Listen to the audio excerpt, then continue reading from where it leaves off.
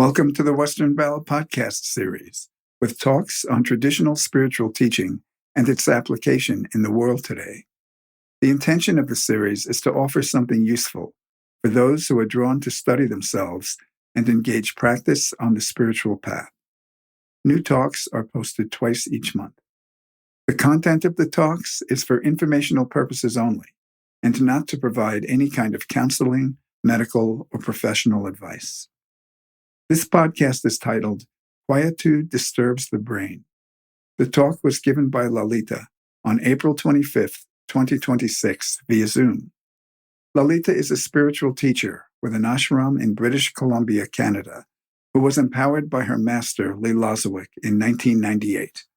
Her books include Waking to Ordinary Life and Cultivating Spiritual Maturity. In this presentation, Lalitha describes quietude as the root of being and a priceless treasure. Yet she notes that research has shown how strongly we resist it, with a substantial number of people preferring to give themselves electric shocks rather than be in quietude for even a short period of time. Lalitha speaks about developing the stamina and strength to be with quietude as a priority. She refers to her experience with hosting retreats and as a healer, practitioner, and teacher, and discusses ideas including borrowing and good company, which can be extraordinary assets for those on the path. If there is benefit in this talk for you, please consider sharing the link to it or writing a review on social media or on one of the podcast platforms. Lalitha. One of my hobbies is studying the human brain.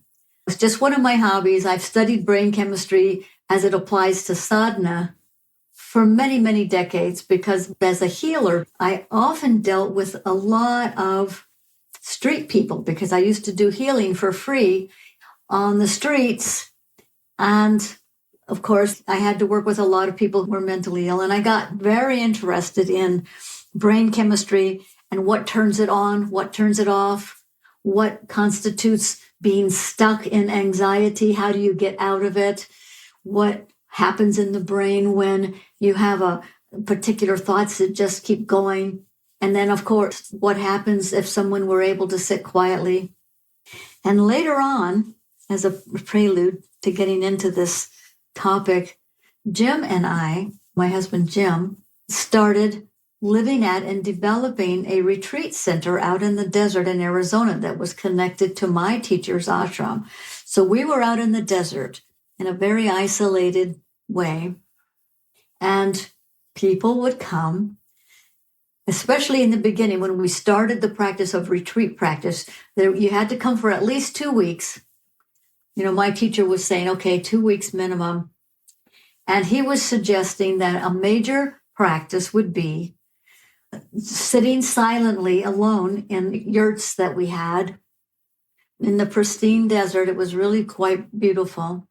But the practice was supposed to be silent retreat on your own. Lalit would cook all your meals and bring them to you in these little stainless steel buckets that we got in India, these little stacked buckets that stacked up.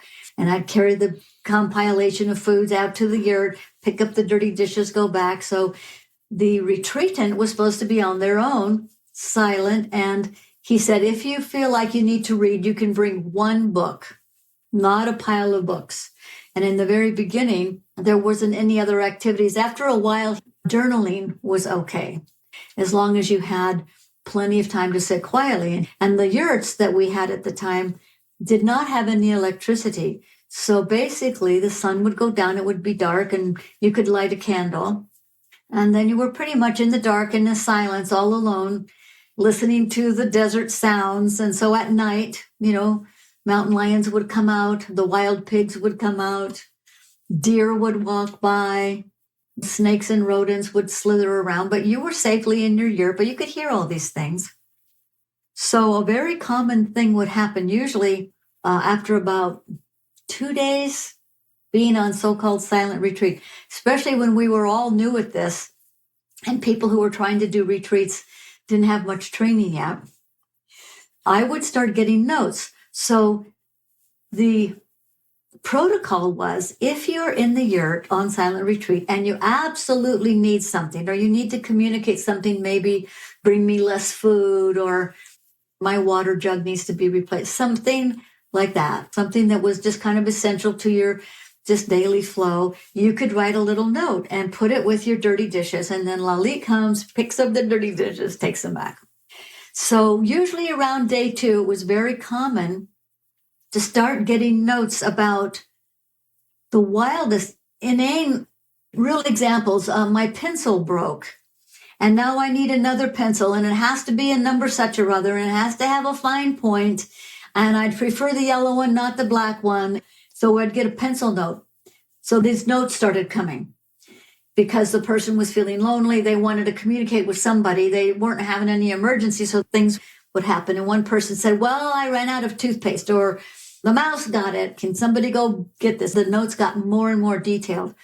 But after about a week of sitting silently alone, and back then, of course, nobody had their devices. Nobody was listening to their iPods of music or audiobooks or anything. There was no electricity, no internet. None of that was happening. So you really had this opportunity to sit quietly. You could go for walks in the desert in the day if you wanted to, but sit quietly with yourself. And the main practice was exercise, sit quietly, have a time to do a little reading with your one book if you brought it, that kind of thing. So these notes got more and more complicated. I'm giving this as an example, but it was not that unusual. The example is, I get this note. It says, can you go to my bedroom in my apartment, and in the top drawer behind the underwear in the back is my favorite pocket knife. Now, there's 2 pocket knives, and I want this one and not that one. And I've got to have this pocket knife. And he went on and on about go to his bedroom in the apartment, look behind the underwear, get this particular pocket knife that he can't live without. He's got to have it. So I wrote back and I said, I think this could wait. You only got 5 more days, and then you'll be going home. You can get your pocket knife. And I get another note. But I need the pocket knife because I want to shave the skins off of a plant that I found. So it could be anything. So I was in communication with Lee. My guru Lee had sent some of these people on retreat. So I would contact him and I'd say, I'm getting these notes. I said, here's what he's saying. Lee would just chuckle and the notes would get more and more precise. So when I got to the note of, I really have to have this pocket knife, I said to Lee, well, now I'm getting this request. What do you think? Somebody's supposed to go get his pocket knife? And Lee said, absolutely not. This is what happens to the mind on quietude, on quiet, solo time. And he said, he's only got 5 more days. He said, stop answering. He tells me to stop answering anybody's notes, which suited me just fine. We were all kind of new at this, and I wasn't sure how far I was supposed to go to take care of all of this stuff. Somebody asked if I would go and check their mail and then open it and vet it in case there was anything upsetting, because they didn't want to read if it was upsetting, but maybe they would like to read it if there was a good note. And no one lived anywhere near the retreat center. So to tell Lalitha to go get the mail was like an hour away. It was like impossible. And a few months ago, came to my attention that there was this study done at the University of Virginia in the United States. This first one that I noticed, it was from 2014. And I always was applying all of these things to my own personal sadhana. And also I was in this position with Jim to run the retreat center. So also guiding people in their meditations and all these things if they absolutely needed some help. So the study didn't get very much press. It wasn't a big deal. You'd think it would have, I would have thought, what a juicy study. It wasn't in the newspapers or anything. It was published in the magazine Science, I think. And they took a few hundred people. I forgot exactly how much. And the volunteers had to agree to be alone for 15 minutes. So you had to agree to be alone in a room with no stimulation for 15 minutes. No phone, no talking with anyone, no technology, no nothing. You were just in a bare room for 15 minutes. The only thing that you had access to was an electrical stimulation shock, like a electric fence kind of a thing. And before the participants went into the room, everybody was shown the electric machine, and everybody tested it on themselves to verify, yes, okay, that would be unpleasant at number 3. They had this whole vetting process that everyone got to try it out ahead of time to see, do you still want to do this? It's completely up to you, but this machine will be there for your use. But we want to make sure that it's a little uncomfortable, but not horrible. So everybody said, oh yeah, it's a little uncomfortable, not horrible. So that was the only thing in the room. And there was a whole lot of results of this study, but long story short, very quickly into the 15 minutes, some participants were getting a little bit antsy and nervous and were sitting there with nothing to do. So they, maybe out of curiosity, maybe out of boredom, the reasonings at that time was that they just couldn't stand being quietly alone. The longer they sat there, 1 minute, 2 minutes, 3 minutes, the more likely they were going to push this electrical stimulant button that was unpleasant. It was enough of a shock to be unpleasant. It's completely up to them. A couple minutes go by, maybe less. They do it again. Some people were doing it a lot. Some people did it 2 or 3 times. And it was 67% of the people who chose to shock themselves were men, and 20-something% that chose to shock themselves out of the silence were women. So this really caught my attention as it applies to sadhana, as it applies to so many of the teachings that we come across, certainly in my lineage. There's a teaching called Just This, where the idea is to become familiar with and be accepting and participating in each moment just as it is. It reminds me of the old Ram Dass days, be here now kind of a thing. There's lots of teachings about developing the capacity for what we might call quietude, inner silence, calming of the mind. And most practitioners that I've known over the decades find this idea of quieting the mind to be very difficult. And in fact, especially in the beginning, we often report that far from being happily, quietly sitting and relieved, oh, I get a moment of silence and what a nice thing, we report that our mind is going wild with the problems of the day or the problems of the past or what's going to happen next or the last TV show we watched or anything arises up and keeps capturing our attention. So this is very common. So then I came across this brain research and I thought most people are wired to be distracted. Later on in the study, they used this phrase, self-directed attention. Self-directed attention in this particular research had the meaning of you are happily sitting with silent, calm mind, nothing going on in the environment, and you would be happy to choose what you wanted to fill your mind with. So, of course, many of us have different spiritual practices. So some of us, if we have a Christian practice, we might do a rosary or we might do a Jesus prayer. If we're Tibetan Buddhist or Hindu flavor, whatever the flavors are, there's mantras, there's songs, there's chanting, there's prayers, there's every kind of thing, depending on our tradition. And the idea is self-directed thinking in terms of this research was calming the brain, calming the mind, calming your body, happily sitting there with nothing else, and just delighted that you could choose to place your attention on something that was deeply nurturing and deeply contributing to a steady, calm brain. So how do we even approach a silent retreat or deepening our spiritual practice? I know so many practitioners that have practiced 10 years, 20 years, 30 years. And sometimes it happens even after 30 years. And nowadays we're all on the internet. So even after 30 years, we choose to stimulate ourselves with the news, with the political opinions, with medical opinions, with disasters in the world. We're choosing that stimulation, that time of our precious life force. It's precious, this precious moment this precious in and through the body time of being able to pursue our inner life, this precious moment, we choose to do anything else but take those moments to sit quietly. And so we have lots and lots of choices now. We have the internet, we've got the news, we've got, like I was saying, political opinions, medical opinions.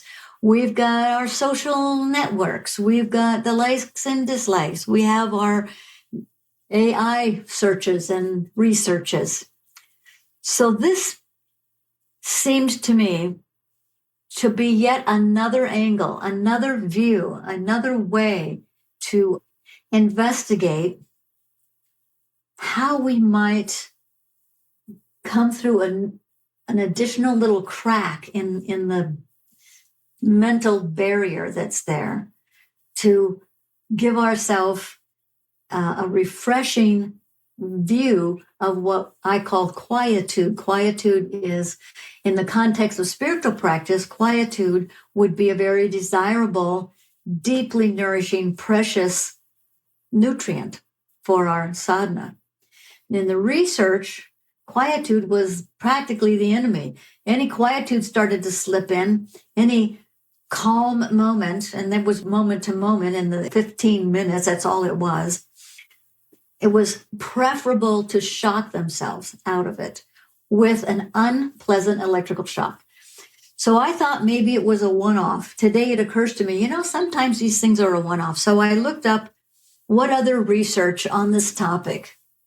And it turned out that wasn't the only time this research was done. So I even found a study from Germany, from the Würzburg University in 2022. So that's much more recent. They were duplicating this. And the German scientists came up with different reasons why somebody would shock themselves. They said maybe they were just bored. Quiet would have been okay, but they're just curious. Maybe they want to shock themselves. But when all was said and done, the conclusions of their research duplicating the 2014 study was that the human being craves constant stimulus, even if it's painful, even if it's self-harming. As a healer, I came across people who did all different self-harming things to themselves because they preferred the pain to any quiet moment in their brain because of problems they might have or repetitive emotions. So in 2022, this came up as well.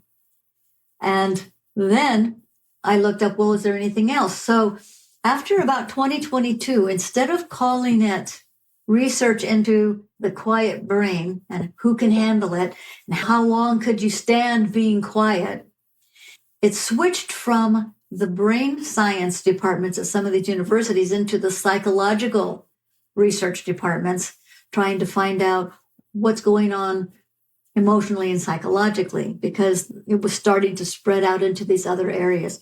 But I found that fascinating that science was catching up to all the old yogi stories I ever read as a young woman looking into spiritual work, all the old yogi stories. Back in my hippie days, of course, it was all about yogis in India, but there's the equivalent all over the world. For a while, I studied shamanism. I knew about shamans. I grew up in Arizona. We had Native American shamans and Native American tribal leaders, and I knew a couple of them that I was learning things from because I wanted to know about their herbal medicine. So I could see that everywhere I looked was this aversion to quietude, not a welcoming of it. And in these old traditions, to develop a welcoming of it, they came up with all kinds of yogas and practices and stuff to do about it. I remember when I was a young student of spiritual things, I remember telling my friends that I was really getting tired of doing stuff about God, that I'm really getting exhausted doing stuff about God and trying to do everything to be quiet. And I've always been a chatterbox, and so quiet wasn't really my natural state, I'm always been kind of noisy. So how does it even apply now, decades later, to these practices of silent retreat? inner work? Would we choose inner work instead of our half hour reading the news? Would we choose quiet sitting? Would we choose no stimulation for 15 minutes instead of looking at our social media? Would we choose it instead of an argument? We're in the middle of an argument. We're making our point with somebody, and we'd say, oh, time's up on arguing. It's time for me to go and sit quietly. No, we're on a roll. We want to make it our own and succeed. So this whole move to succeed in the way that ego drives the brain, a lot of this had to do with the hindbrain lighting up as well, the survival brain. These things have always been there, and they have been described with all kinds of different language to help us get a handle on it if we're practitioners. What are we going to do about this obstacle to being a human being? As a healer also, I thought, yeah, some people are so deeply troubled, and there certainly is no lack of difficulties that we see on the news. So today you wake up, there's going to be peace. Then a couple hours later, no, the peace meeting got canceled.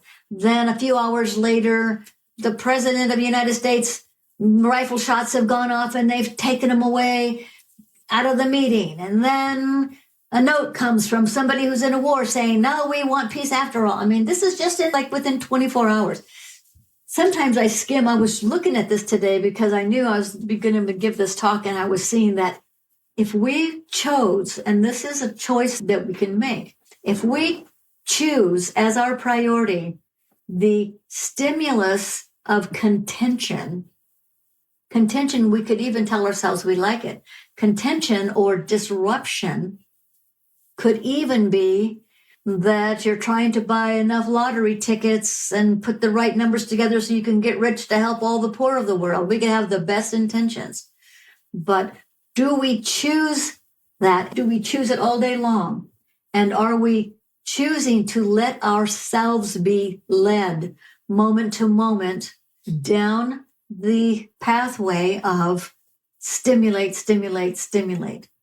Do we even have the strength in our own sadhanas? And it takes a lot of stamina and strength to stop your own self, to have a deadline or something. Your computer will only stay on for 5 minutes at a time, and then it shuts off for 20. Could we do any tricky, fun game with ourselves to give ourselves a tryout? Now, whenever I have proposed this in my own community, of course, people have families, we have jobs. There's no lack of someone telling me that we've got to keep up on the world situation. We've got to understand everything. And that, even that well-intentioned idea, that's being in the silent room with a shock button available. Even well-intentioned, I've got to keep up on what's happening. Could we keep up for 5 minutes every 3 days? Could we decide we're going to take a break for 1 week? Could we choose to do anything that would nourish the opportunity, even the opportunity for deep quietude? And how would that apply to those of us who might be in really, really difficult and painful circumstances? So, for example, as a healer, I often get calls and come across people that are in deeply painful, horrible physical, mental situations and are on the desperate search to find a cure or to find some relief. We would like to eliminate pain. We would like to remove suffering. And the volunteers that are in this room with nothing to do but sit there, it very quickly became as if it was the largest, biggest, most imperative problem to solve as quick as possible. With the same intensity I get when I used to do a lot of public healing, and now I don't do public healing, but I still get constant lots of phone calls. But being the person in the room that could push the button to shock yourself, the urgency that was there in many of the participants was at the same level of urgency as someone who had had a horrible accident or had broken their leg or had a loved one die or been in a car accident, something that we might think is much bigger and much more difficult. But the urgency during that 15 minutes was equally urgent, to the point where you would intentionally give yourself pain. Pain is one of the strongest brain stimulants. And some people find it, a certain degree of that, they find it pleasurable. So there's no how-to about this. There's no cure for the human condition. There's no cure to fix up our own minds. There's no cure to get our egos to say, oh, hooray, yippee, I vote for quietude any chance I get. That's what I choose. There's no quick fix. But what we do have as practitioners is that we have what I call the heart of the practitioner, the intuitive mind that's held in the heart. And when I say heart, I don't mean only your physical heart. I mean the nervous system, the chemistry, the physical density of being a human, but also the heart has endlessly, geometrically multiplied layers to it. And I made up a term for this. I call it the wisdom heart. Now, don't confuse that with the phrase, a heart of wisdom. This phrase is wisdom heart, which signifies the context that a practitioner can access and root in so that we have the view to choose quietude, even in the midst of chaos. It takes some stamina to do this. So where do we start? We start with basic practices in our life, whatever it might be. And I'm looking around at the different people who are here to this talk. Most everybody that I see are people with some kind of spiritual practice that's really meaningful to you and really potent. There's so many tricky things about this sitting in the room alone. And would you choose pain? We might be thinking, well, that's fine for those researchers. That was just that group of people that they got stuck in the room. That's like being isolated in prison. Think of the men and women who are in prisons that get put into isolation cells with nothing to do, nowhere to go.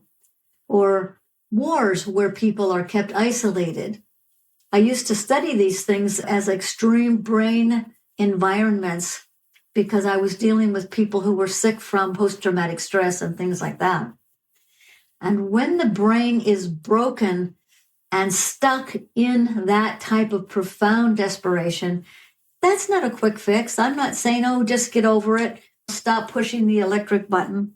But I am saying that as practitioners sitting here today, listening to this premise, hearing what people would choose, we are those people. It's not just some strange people over there at the university volunteering to give themselves a shock if they're left alone. It's us all day, every day, making choices, and we can choose to take advantage of opportunities. Usually, we start with not doing some stuff. We start with just cutting back on our screen time, making our schedule of practice a little more committed, simple things like that. But when we're the one who's going on a couple weeks retreat, and it's going to be a silent retreat, and I would suggest longer than that. But, if we can carve out 2 weeks, we go on a silent retreat. The thing that I have found most helpful for people coming to my ashram for retreat, especially the new practitioners who haven't done it very much, is to set a clear intention and even to start with a written down schedule. This is how much time I'm spending doing this. This is how much time I'm spending doing that. You got 2 weeks. You can afford to make yourself a schedule. And then usually after a retreat, people rush back to their busy lives and aren't actually choosing quietude any longer. They're choosing the shock of alcohol, tobacco, drugs, news, chaos, arguing, fighting, sexual stimulation, all the things that we all know about. But let's narrow it down. We can ask ourselves right now, how many times did I choose to re-stimulate my brain today? Let's say it's nighttime here. It's not nighttime everywhere, I guess, where you guys all are. But in the hour before I ate dinner, was I going out to dinner and I spent an hour thinking about what I'm going to eat and where I'm going to go and how's it going to be prepared? And this is our habit. And when you take that into any reproduction of the so-called silent, empty room, do you have any strength or stamina left to choose? And this is where it gets really tricky. So this is where our practice becomes priceless, because it takes a lot of strength and stamina so that when you're in this constant demand and necessity to choose, you have access to what I call the wisdom heart. You can apply even a moment of quietude so that your view might be a little more alert and awake, and you might delight in silence. Maybe once a week we delight in silence. I live in the mountains and we have a lot of quiet, we have a road that goes by in the front of my farm here, and there's logging trucks that go by, and there's sounds of the neighborhood, and there's dogs barking and things like that, but it's pretty isolated. It's very beautiful. I developed something for myself when I was a young student. If you have access to nature, especially running water, something that really shifts your brain chemistry quick and really helps your whole nervous system take delight in quietude, is to sit by running water and listen to one ripple.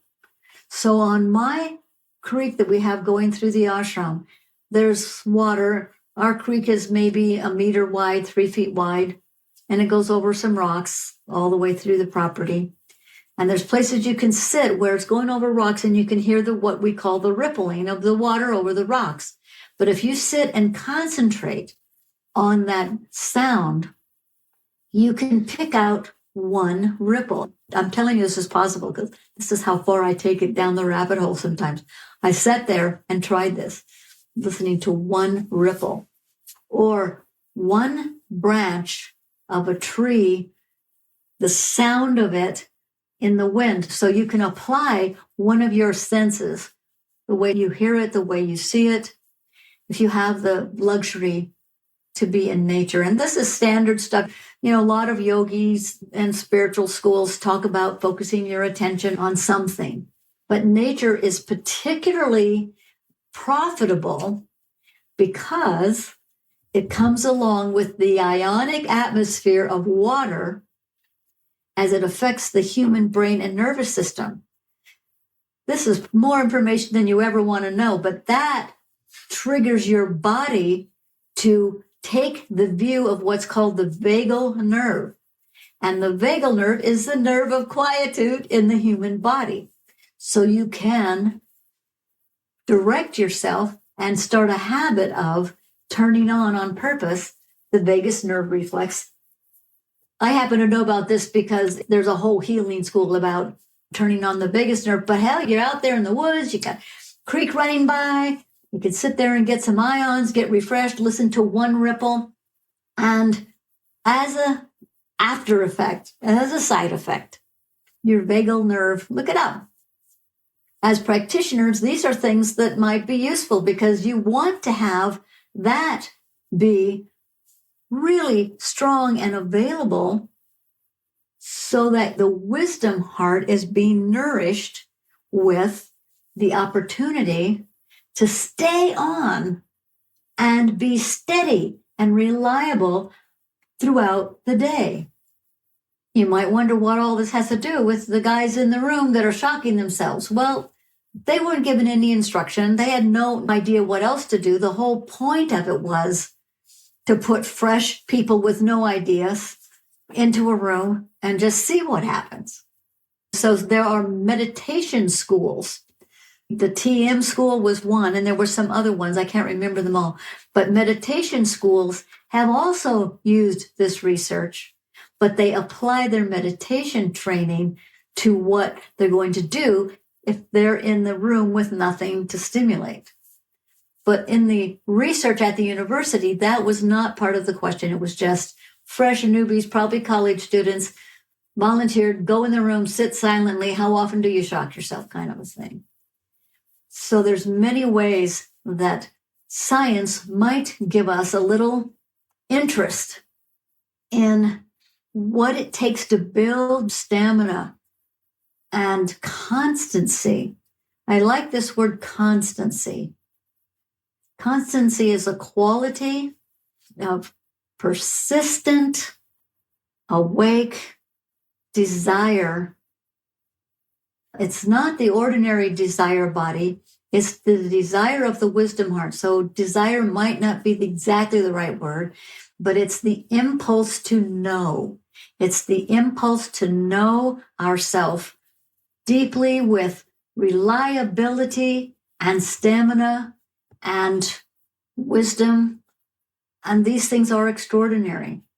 I was mentioning, what about people who are in the most difficult, painful circumstances, mental, emotional suffering that's so profound they can hardly function, or an illness that they're struggling with, or maybe someone who's on their deathbed and they know they're going to be dying soon.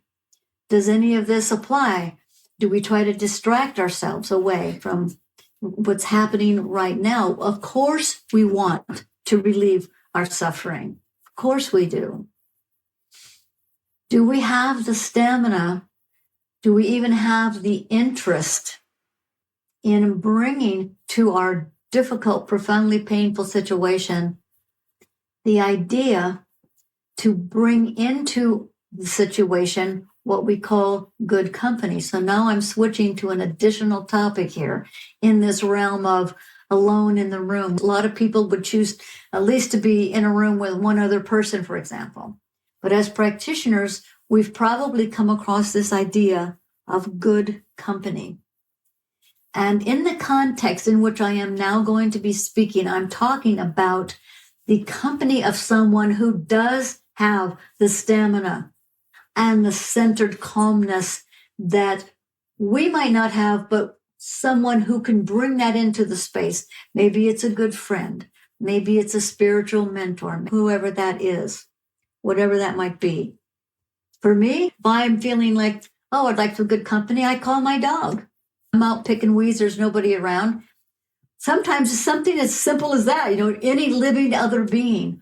But I want to take us into this idea of what I call borrowing. We can borrow extraordinary strength and stamina from someone who has extra. Not that we're stealing it or grabbing it, but this is the beauty of all of us being practitioners in the ways that we can. We all have times where we are available and strong and steady, and we could actually help hold up someone else, not fix them, not rescue them, but through borrowing the fruits of someone else's sadhana, through wise intimacy, empathic intimacy as practitioners, we can actually take the fruits of our sadhana and we can actually help our companions on the path. So if we're the one in the room and we've been in a car accident, we have the broken leg, or we have a horrible disease, or we can't even hardly speak, whatever's happening, have we developed good company in our spiritual practice and in our life in such a way that we could call up a friend, practitioner, to come and sit with us and help hold wisdom with us while we intend to practice with whatever the circumstance is? This is a much bigger topic, this whole applying good company to quietude. But many people are in circumstances where quietude is out of the question. It's a crisis. It's too painful to even think. Our brain is clouded with emotional turmoil that has made us feel collapsed into the anguish of just trying to survive as a human being. So all these big ideas of, oh, well, can we choose something else? No, we could be in a situation where, really, it's pretty much out of the question. But if we have developed good company, and I think everyone that I see here, you have some capacity and some access to what we would call good company. Good company are companions on the spiritual path that are willing and able to be in the company of your personal crisis without losing their own seat and sit with you. And there's a lot to this. It's not that we're going to go steal somebody's energy to make ourselves feel better. It's about the recognition, the intuitive recognition of what's possible as a human being, even when we are crushed to the floor. Where are we going to get this intuitive remembrance when we are the one crushed to the floor? Good company is one of the most extraordinary assets for spiritual practitioners. That's a whole different topic and a different talk. We're completely past this whole research. You're alone in the room shocking yourself. Now you're in real time in the world and shit is happening and it's really difficult. There's no give yourself a little shock and you'll just be distracted. You are being crushed by a circumstance beyond your control. And it's very extraordinarily precious to have someone or something, I'll get to the something in a minute, someone that you could call, not texting, emailing, but maybe call and have a voice imprint. It's called impression food. Some friends that are on the same page with you in your spiritual practice and could come and sit with you. So this would not be usually our enemies that we're calling up and say, can you, hey, I'm in dire straits. So if we're as crushed as what I'm describing, and this is not so uncommon these days, the mental crushing that's happening all over the world, I think there's far more mental than even physical. The mental crushing that's happening is as if you were in an empty room with nowhere to go and you're locked in your own brain and you need to just distract yourself with something. And so we act out. But if we're practitioners, we can do what I call borrowing. So if you're part of a lineage, like I'm part of a lineage, and I learned about borrowing with and for my spiritual master, for example. He was always freely pumping out impression food and the electricity of quietude that was in his physical body because of his lifetime of practice.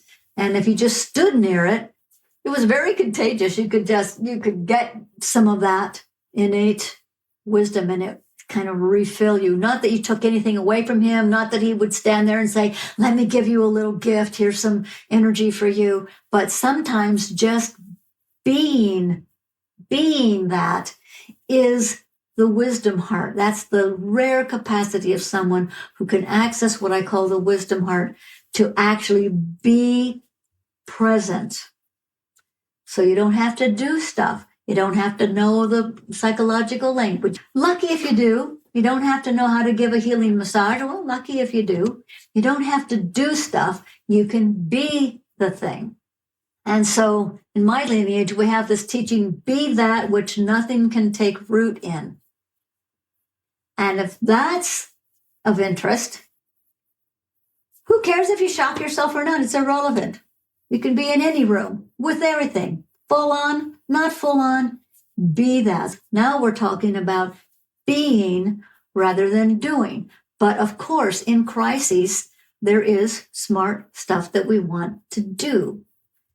But if that looks to us and our good company as a long loop of doing, then we're talking about a type of convoluted sabotage that many of us have known we have done to ourselves over time. So I've hit on many different angles here of this idea of how quietude disturbs the brain. So when you're taking quietude from the neurotic mind sense, yes, it disturbs the brain. When you're talking of quietude from the wisdom heart view, it's the root of being. And it is a priceless treasure that can be of use. Buddhists say creating causes and conditions for happiness for ourselves and others. That has to do with being. So now we've skipped over the research and the guy in the room shocking himself. Now we're on to, as practitioners, what is the heart of the matter? So now this should have gotten some of you thinking about your personal circumstances and how often or not you might be choosing to commit yourself to the news instead of remembering, oh yeah, I wanted to have at least 10 minutes to just try out this sitting quietly business. Maybe we've stirred up some questions. A good question is really priceless, especially if you've got something in your own personal sadhana that you could apply this to, or that you would like help applying it. This is your chance. I just discovered, because I'm really a little bit ancient with regard to my iPhone, but I just discovered that I could actually turn off all sound notifications. Unbelievable what that's done. I mean, it's like I could go through the whole day and then just pick one time when I would answer all my calls or all my emails or something, instead of being hounded all day long by these bings and tings and everything else. I'm astounded that it took me, well, I've had the iPhone for like 2.5 years now, so it's only taken me 2.5 years. Yeah. Some of my younger students, younger meaning they're probably in their late 20s. So it just seems really young to me. So anyway, some have told me what a game changer it was to get entirely off of social networking altogether. So they've gotten special phones. And, over the years, I learn all these things from my students because they know every kind of thing that I don't know. Getting a special phone that will not go on social media. Because some of them were pretty addicted to all kinds of screen time and social media in particular, LinkedIn and Facebook, but actually choosing, and that would be a choice, to choose to have a phone. This is like an alcoholic choosing to, not go into any bar somehow. So that's getting a phone that won't even do it. So a couple of severe cases, and a couple of my younger students, they made this radical decision. They had to have a phone to be in touch with their boss and things like that. But to have a phone that prevented them, even if they wanted to, from engaging in social media. And I know my own spiritual master, he was always telling people to avoid being on social media. But back in those days, there wasn't any internet. But when it started being available, he just said something like that was a bad idea. And then later he found out that a lot of his closest students had embraced, Facebook was the big thing back then, had embraced Facebook like entirely. And I remember one night in Darshan with him, he said, I heard that some of you are using Facebook. By a show of hands, how many people are on Facebook? Lots of people were putting up their hands. He was so disheartened. I remember the look on his face. So it's not a new idea. And I have heard every excuse. No one needs to remind me of all the necessities of having to be on every kind of social media. But do we choose anything? This is a matter of eat or be eaten. So most of us are being eaten up. And if you want to be a little cartoonish about it, we're being eaten up by the entities that live off of the emotional food produced when you're on your social media. You produce pheromones, you produce nerve energy, you produce sweat, you produce the communication of the frequencies that literally come out of a human being's eyes when you look at something that actually change the thing you're looking at. This is science. I'm not just making up all this shit. So we just call that normal. as practitioners, we should get off our lazy asses and get a reality check here. Now, that is not what we call organic innocence. That is not the free and easeful, alert, wisdom heart view. That is the dulled down, bare minimum, surviving with distraction all day long. And we throw in a couple mantras now and then and we say we're practicing. Okay. So we're in the scale somewhere and we don't have to judge ourselves about it, but I'm being dramatic in my description because this is the difficulty that we face as human beings attempting any kind of practice. So Regina's saying she just learned this. Well, maybe I've taught you something tonight. This is the first time you learned it. Maybe you didn't know that when you place the attention of your eyes, you actually are sending measurable frequencies out of your nervous system everywhere, but especially your eyes have special qualities that do this. We call this the attention of the eyes. It's important where you place your eyes. It's not just a one-way street. You place your attention out and you're also getting something back. So are you putting your attention on stuff, creating this two-way highway? This is a tricky way. You're in the room all by yourself and you want to stimulate yourself with something. So you just imagine something to put your eyes on, so to speak. And many of us use our untrained imagination to be our own equivalent of our own electric shock so that we have access to a little bit of zip everywhere we go. Moment's notice. But did you even know your eyes do that? It's pretty amazing. Well, I'm not ready to go cold turkey on all the stimulus that is in the world. If I lived in a different circumstance, there would be less of that. But what I can do, I feel, and what is really helpful is for me to observe when I'm being a slave to it and not to always just knee-jerk react. So I'll come home, maybe from a yoga class or something, and I want to check my email. Do I need to do that right now? Maybe I just need to eat and do something else that I have planned, and I'll check my email later tonight or later in the day. Just little things are helpful to me. Also, establishing some kind of schedule. It's so important for me to meditate, to just be with myself and just let the mind work itself down. Then after that, do I need to go right to the computer? Maybe I don't. For me, I kind of have set the schedule. Then I'm going to read for a little bit before I check my emails and texts and all of that. For me, what's important is to feel how I'm a slave to those kind of things and not always to give in to them. But to me, also not to be rigid about things and like, oh my God, this is so horrible. Yeah.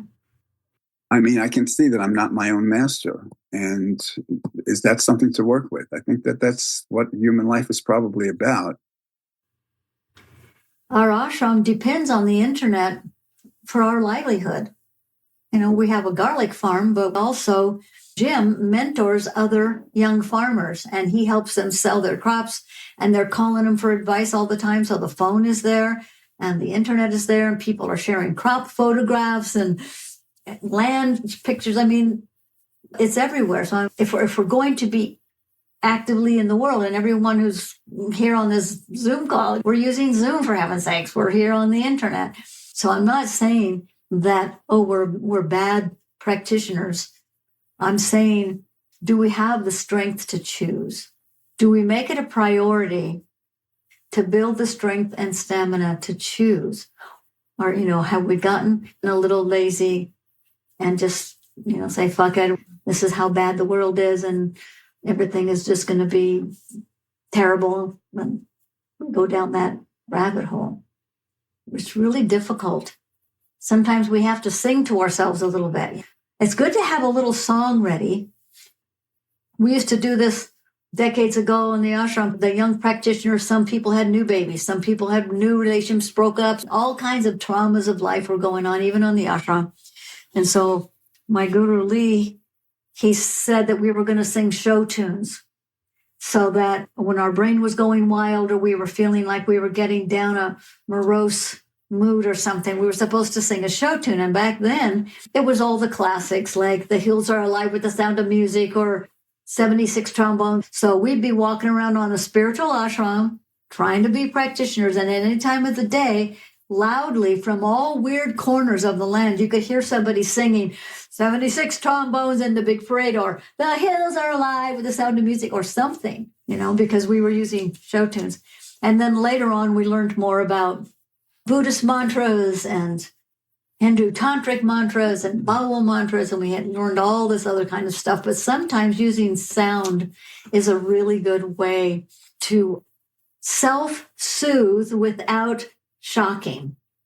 So it's kind of a fudge. You're still doing something, but you're choosing to place your attention of your senses as best you can onto the thing that's going to reboot. And remember, I don't know, half an hour ago, I was talking about how the brain works with the vagal nervous system and all of that. That may sound esoteric, and maybe it went right through over your head and you thought, I can't remember that. But it's very basic to spiritual sadhana. And it's at the root of so many yogas. Everything leads to being able to guide the nervous system to its fullest potential as a human being in this lifetime. So it's pretty smart to know some of these things if it happens to interest you. It's not that we can just cancel, and that's not what we're saying here, is we're not going to cancel every electronic gadget we have. And, all of us have people we need to deal with in our families and in our lives. Some people are easy and very nurturing, and other ones are very difficult. We, as practitioners, that's why we practice. We hold our seat. We be invisible. We hold our seat. We produce kindness. And in order to do that, it takes some real stamina. So I hope I'm inspiring some people to recommit. I want to share two exchanges I had when I was developing Quietude in San Francisco. I was the driver of the super shuttle, and I picked up someone about 4:30 in the morning, took their couple to the San Francisco airport. And as they were getting out, she said, "I can't believe how silent you are."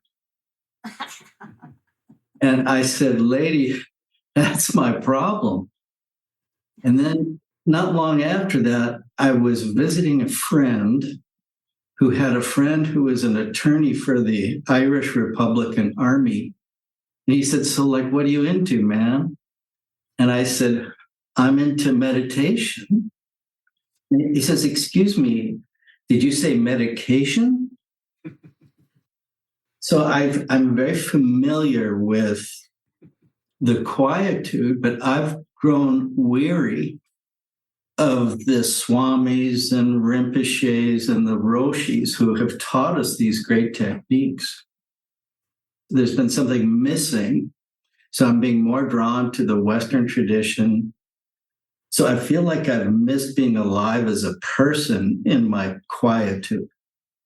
But now it is a foundation to engage those areas that are a little bit more challenging and soul developing. Mm-hmm. Thank you. Quietude can be quite noisy. We Westerners, we reinvent how we define stuff all the time. So we hear anything that has the beginning of the word is quiet. We think isolation. We think soundlessness. We think no outgoing or incoming sound. We think the yogi in the cave. Quietude can be quite noisy. Not chaotic noise, but output. This is being. Being can be quite busy. Being doesn't mean you're just all alone in your little cave and you're producing aloneness. There's a lot of what I call missing information in some of these meditation schools. It's not that the masters are missing the information, but many times the students only take it so far, and they don't get to the point where, okay, quietude is a fruit of practice, and it involves speaking, and it involves loving, and it involves touching, and it involves wisdom and kindness. It's very interactive. Quietude is not stagnant. It's very active and juicy. How about that? Get a girlfriend and have lots of sex. I've been thinking about that.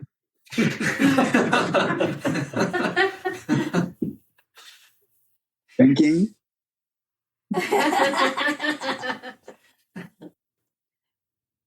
So I have lived in community where practice happened routinely on a schedule every morning, and I showed up, and I did that for a number of years, and now I'm living alone and finding that establishing and maintaining a meditation schedule is not something that's that attractive to me anymore. So I kind of feel like I've fallen off the wagon a little bit in that regard. And so this thing about good company, living in community, there is good company relative to the discipline of meditation. And sometimes I think that I go to social media for relationship in that way.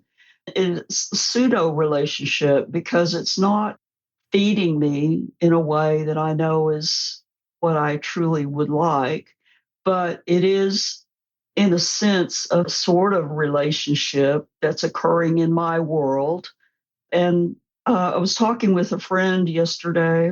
I was sharing that I have a good friend who went in for some knee surgery, and I asked her to please let me know how she was doing. And she didn't for a good long while. And we were talking about that, and he was saying, well, did you have an expectation of some kind of instant gratification there? Like, were you expecting her to get right back with you? Because in this world of texting, there's this unspoken expectation that, oh, I text you, you text me back as soon as possible. And he said, perhaps you can begin to write letters or do something to slow it down, to slow things down so that you can work with this idea of instant gratification or instant expectation relative to what's going on there. And it never had occurred to me that by my social media involvement have been training myself for this idea of having this expectation that is really kind of unfair to everyone in my world. Yeah, we do have an expectation for sure. I really think it's a extraordinary practice to actually handwrite a letter. And whenever I get a handwritten letter in the mail, I'm smiling. I think it's the best. It's like, getting a special cake or something. It's really fun. And it's so personal and so intimate. And I love it. And also keep in mind that if you are handwriting, that's like producing a piece of art. Part of your emotion, your sadhana body, the fruits of your practice go into the production of your physical activity, including your handwriting. Some of you know Red Hawk. I love getting letters from him. He makes little designs and he puts stickers in there because it's fun for him. And many of us, we have to communicate so fast and so often that just wouldn't work in the business world. But I think we have lost the intimacy of this direct connection, relationship of all types, whether it's with a person or a tree or anything. It's really important to actually be able to produce relationship as a fruit of sadhana, even when we live alone, even if we're the person out on the mountain with nobody around. There's plenty of stuff to relate to in addition to people. She said, by using social media, I'm training myself to have this expectation for immediate gratification. But I've come to really clearly recognize that they are actually training us, the social media companies and the people that they've hired, in order to trigger and hijack our brains to spend more time on their platforms, because that's how they make money. They're training us into this behavior. Yeah. And it is not avoidable, even if I know it. Even if I know that they're training me and I'm using the thing, it's not avoidable because they know how the brain works. So I don't know if everybody could hear, his business is marketing. And so he knows that he's being marketed to by the social media platforms to train us to actually want to respond quickly so we spend more time on their platforms. And even so, it's a necessity, and especially in business, which many of the people here have businesses. So even if we know we're being trained, how would you slow down these fast-paced texting and emailing and constant communication? I tried this once, not recently. First, I told my people I was communicating with, and then I had a message that they would receive. If anybody would email me that I have a lifestyle of slower communication or something, like, I made it really bluntly, like, I'm slow on communicating. If you need my attention immediately, this was people that I knew. You can call me on the phone and leave a message. I might get back to you, stuff like this. And later got feedback that, wow, Lalitha, this is wonderful that you're slowing it down. I wish I could do that, people would say. And one time after we had this farm and we were in touch with other garlic farmers, I called up one of the garlic farmers and their phone message said, we stop answering the phone at 8:00. We go to bed early. We go to bed at 8:00 and don't expect a fast answer or something like that. We keep farmers' hours. They said something like that in their answering machine. And I thought, wow, that's pretty refreshing. And I respected that. But if you're somebody who's in the business world and you're making money and more money and you've got people working for you and you've got to make decisions, this is the circumstance for a lot of people. So how would you slow that down? So can we just say, okay, I'll check at 8:00? That isn't feasible for some people whose business takes a huge chunk of time. I was thinking about how relationships really have a special kind of substance when I feel I can be like in a contented quietude with the other person. We're together in quietude. Not silent treatment, but Yeah. when you can be with somebody and you don't have to talk, you don't have to do anything in their company. I highly value those relationships. Mm-hmm. There's something special there when you can be in quietude together. Mm-hmm.